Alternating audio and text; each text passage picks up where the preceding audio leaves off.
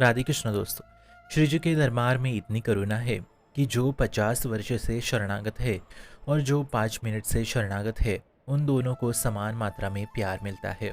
पर जो 50 वर्ष से है वो श्री जी के प्यार को समझ गया है, और जो अभी जुड़ा है वो श्री जी के प्यार को समझ नहीं पा रहा है।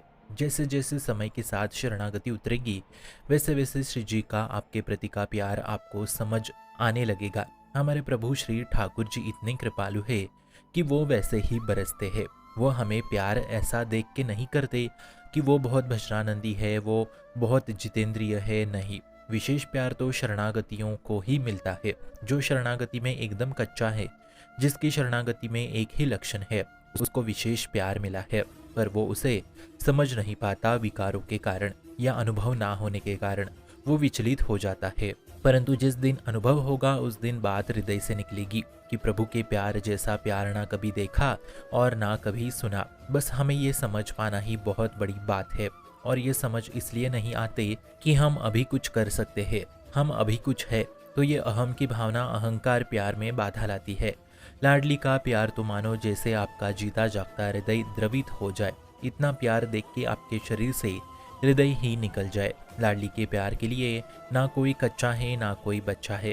केवल कह दिया कि मैं आपका हूँ तो उनके उदारता और कृपालुता का अंदाज लगाना भी नामुमकिन है। इतनी उदारता हम कभी समझ नहीं पाएंगे। प्रभु स्वयं कहते हैं कि मैं मेरे शरणागतों के पापों का जिम्मेदार स्वयं हूँ। देखिए, इतनी उदारता प्रभु की है, इतना प्यार वो शरणागतों से करते हैं। प्रायः ये कहा गया है कि जो करोगे वो ही भोगना पड़ता है, परंतु आचार्य गुरुदेव संतों ने कहा है कि शरणागतों के लिए ये बात आती भी नहीं है। जिस दिन दीक्षा संस्कार धारण कर ली, उसी समय कर्मों की पाटी कोरी हो गई, तब उसका नया जन्म।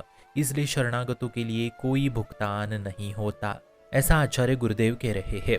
तो अपने लोग उन्हीं का उच्छिष्ट पाते हैं जहाँ श्री विग्रह और नाम रूप के स्वरूप में सेवा है, वहीं से हमें उच्छिष्टता प्राप्त होती है। हम उनकी झूठन पाए, उन्हीं को देखकर जिए, उन्हीं के आश्रित रहे। पर कृपा तो उसी दिन से शुरू हो गई थी जिस दिन से आप शरणागत हो, और अब ये रुकने वाली कृपा नहीं है। जैसे हमें लगता है कि पहले तो बहुत नाम जप भजन होता था, परंतु अब नहीं हो रहा है, तो ये ऐसा आपको लग रहा है। ये आपकी सोच है। आपको लगने ना लगने से कृपा थोड़ी रुकेगी। कृपा वो धारा नहीं है जो आपके गुण के द्वारा प्रवाहित हो जाए और अवगुण के द्वारा रुक जाए। वो तो एक ना एक दिन आपको डुबो ही देगी। प्रभु आपसे इतना प्यार करते हैं कि आप में इतने विकार होने के बावजूद आप अभी भी भगवत मार्ग में टिके हुए हैं। तो ये प्यार नहीं तो और क्या है। कृपा ऐसी बाढ़ है जो सब माया के बांध को तोड़ के बहेगी। देख लेना, माया, विकार, अज्ञानता, ये सब बांध टूट जाएंगे। जैसे पारस मणि लोहे को सोना बनाती है, ऐसे श्री जी की शरणागति श्री जी के सानिध्य को प्रदान करा देती है। किशोरी मातमानम किमिष्य कुमारी नूकले, अर्थात केवल किशोरी शरणागति के कृपा से हमें किशोरी का सानिध्य प्राप्त होता है। कृपा का परिचय पाना थोड़ा कठिन है अहंकार की वजह से, पर अगर आप ये समझ जाए कि मुझ नीच को, अधम को ऐसा प्यार मिला, फिर चाहे आप जहाँ हो, जैसे हो, उसके हृदय में श्री जी के प्यार की उबाल आ जाती है। इसलिए कृपा का परिचय प्राप्त करने के लिए और श्री जी के प्यार को समझने के लिए अहंकार रहित होना पड़ेगा।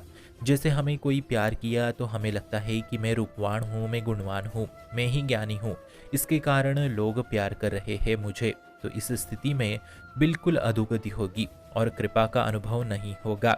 इसलिए अहंकार रहित हो जाए। श्री जी बहुत कृपालु है, उनके केवल कृपा का ही अवगान करे और निरंतर राधा नाम में लीन रहे। शुभम भवतु कल्याणमोस्तु।